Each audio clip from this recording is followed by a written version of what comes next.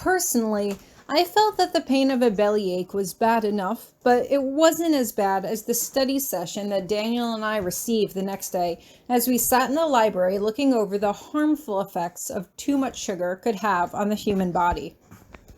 "It's my fault," I say as I plop a heavy book down next to Daniel. "I asked him if sugar comas were a thing."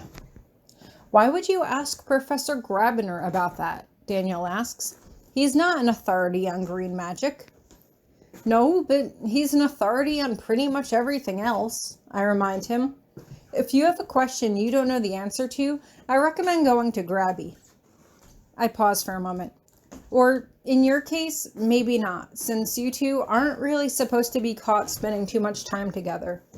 Just ask me and I'll ask him."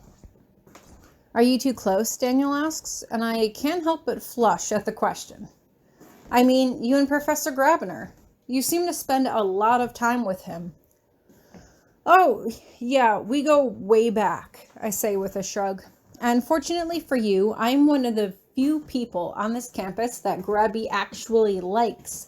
So if you need anything from him and don't want to approach him directly, you can always just come to me." Daniel seems as if he's honestly considering this. "Why?" he finally asks at length. "Vague questions get vague answers," I reply, trying to dispel the thought of how much that sounds like Hieronymous from my mind. "Why what?" "My parents asked Professor Grabiner to watch over me," Daniel says. "I understand why he asked you to help out, but why do you care? You seem to like taking me places and teaching me things. It makes no sense."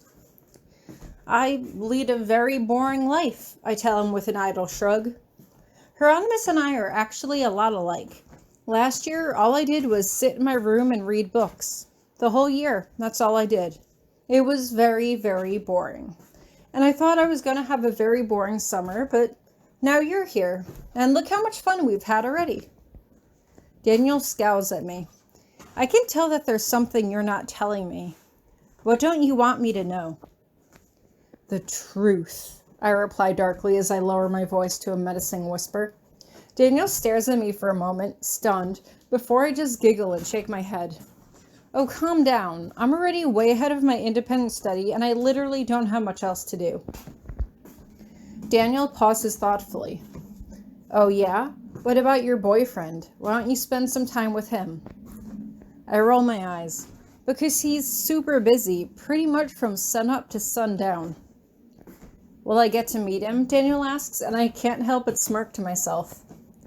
"Who says you haven't already?" I tease. Daniel looks thoughtful, but doesn't say anything as he turns back to his book. "Oh, come on. Enough about me and my ridiculously mundane love life. What about yours? Have you seen any cute girls or guys on campus yet?" Daniel huffs as he crosses his arms over his chest.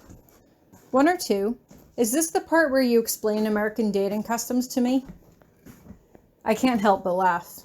"Do you want me to explain American dating customs to you?" Daniel pushes air up between his cheeks. "No." "Yes, you do," I tease, but Daniel looks sufficiently uncomfortable as he refuses to meet my gaze. Okay, I can take a hint. I won't say anything. I'll just ask Professor Grabiner to explain the birds and the bees to you." Daniel looks horrified. "You wouldn't." "Well, your parents did mention that you had an interest in dating while you were here," I remind him. "And Grabby is supposed to be looking out for you, so..." "And how exactly would he be able to help me with anything?" Daniel asks. "He hasn't been in a functional relationship since probably around the time I was born." "Oh," I tease. "Are you so sure about that?" Daniel hesitates for a moment. No, he wasn't. And I'm not about to put him out of his misery. "Why don't we go over to his room? We can ask him together if you want. See what he says." Daniel just shakes his head from side to side. "Fine. You already told me about holding hands, and I think Virginia covered the food aspect of dating well enough. If you like a girl, how'd you ask her out? What'd you say to her?" Well, it depends on the girl you're trying to ask out, I reply. You have to get to know her first. Get to know her? Daniel asks. I'm only here a year. Okay, and? I ask with a shrug. What's that have to do with anything? I'm not asking you to know her deepest, darkest secrets. I'm just saying you should become her friend first and see if she's interested in you too before you make a bold, romantic gesture. For example, what does she like? Does she like books? Sports? What kind of magic does she prefer using? Daniel sighs as he shakes his head. Okay, and how do I find all of that out? You ask her. Was dating really this difficult? I didn't think it was, but then again, I had a very unconventional dating life myself. You just walk up to her and ask if she's interested in whatever it is she's doing. Daniel sighs and shakes his head again. That sounds complicated. It's not that hard, I reply as I glance around me. In a far corner of the library, I can see Ellen doing work on one of the back tables. Let's have a practice round, shall we? See that girl sitting back there? Go over and ask her what she's reading. Start a conversation with her. Daniel peeps over to where I'm looking. But I'm not interested in her. That's fine. She has a boyfriend already, I replied dismissively. If she has a boyfriend, then what's the point? The point is that you're learning how to have a conversation, I tell him, and you're overcoming your shyness. You're learning how to approach and address strangers. All very important for your future profession. Daniel crosses his arms over his chest. If this goes badly, I'm telling Grabby on you. Oh, please do, I say as I snicker to myself. I can't imagine the look on Hieronymous's face if I tell him that I had Daniel practicing picking up Ellen as part of my Dating in American Culture 101 class. As Daniel heads off to talk to Ellen, I suddenly hear someone come up behind me.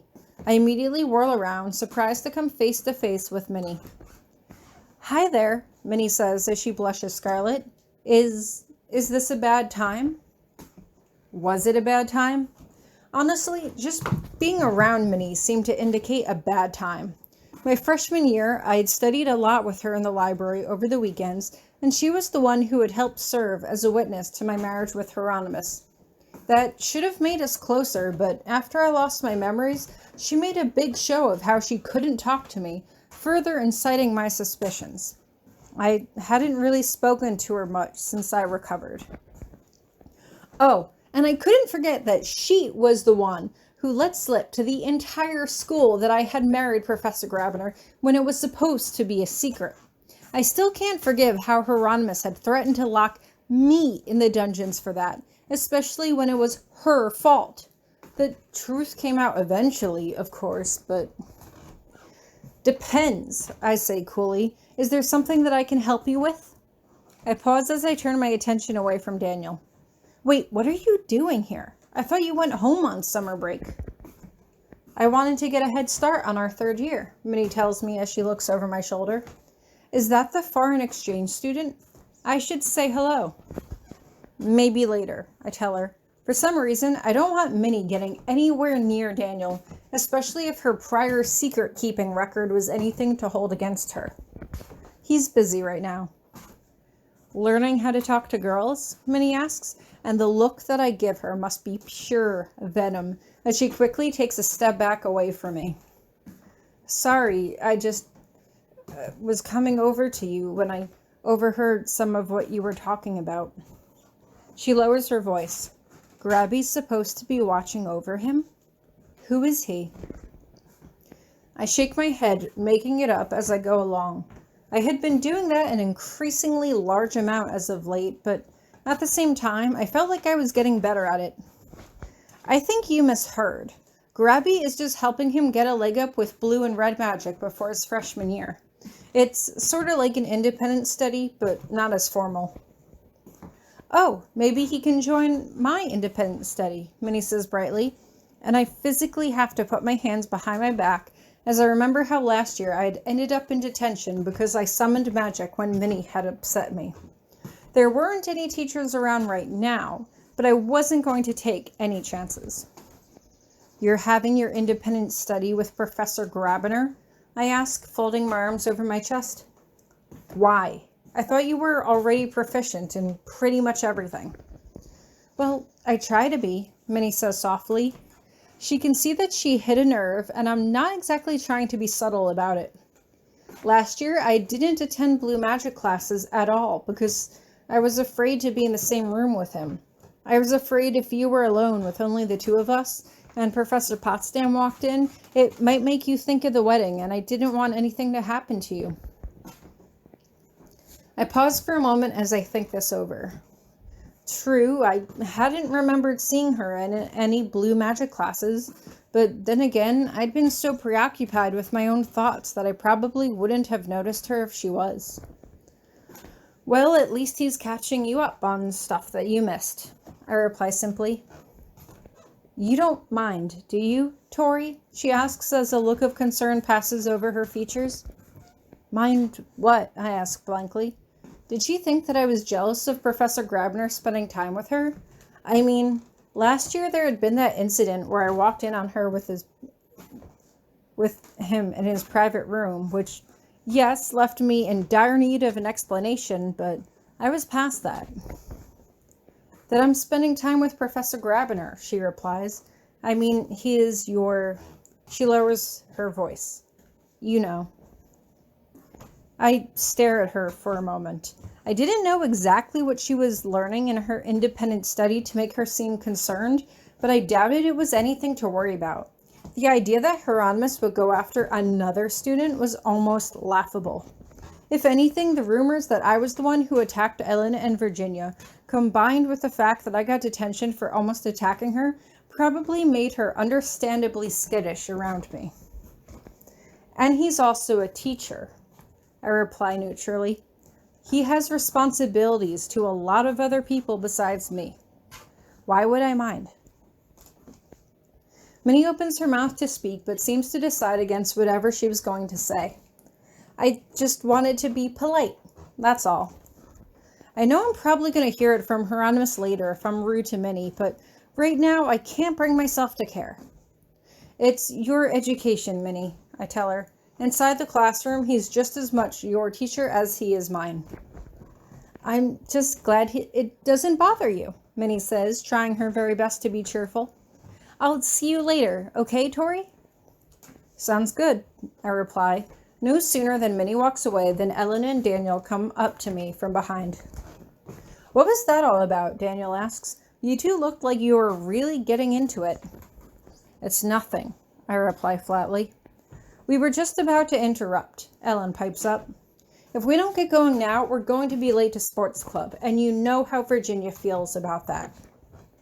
Oh, yeah, that is today. I'm pleased at how quickly my face lights up.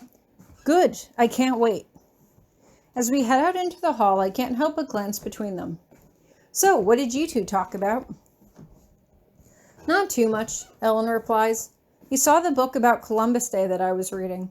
Of course, it isn't called that anymore. It's called Indigenous Peoples Day now.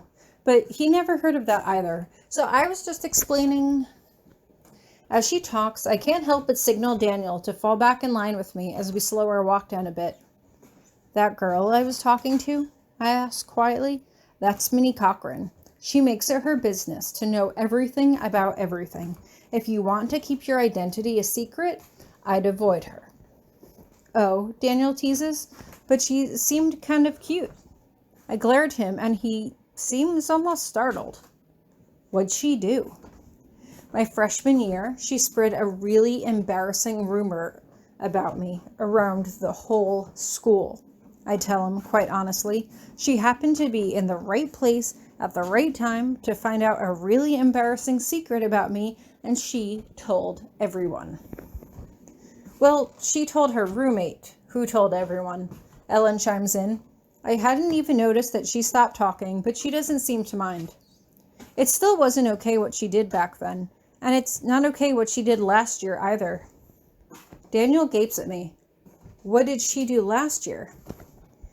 Someone was in trouble, I explained, choosing my words carefully. She had information that could help them.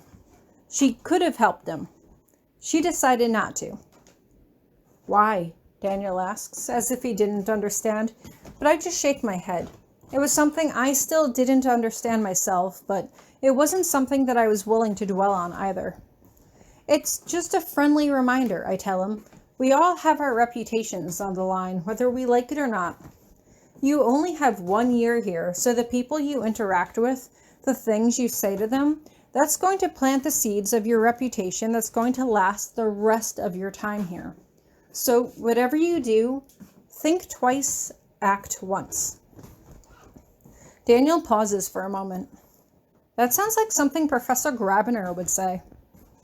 It's all I can do not to smirk. Well, I don't think we have to worry about Professor Grabiner at Sports Club. Come on, let's hurry, or we're going to be late.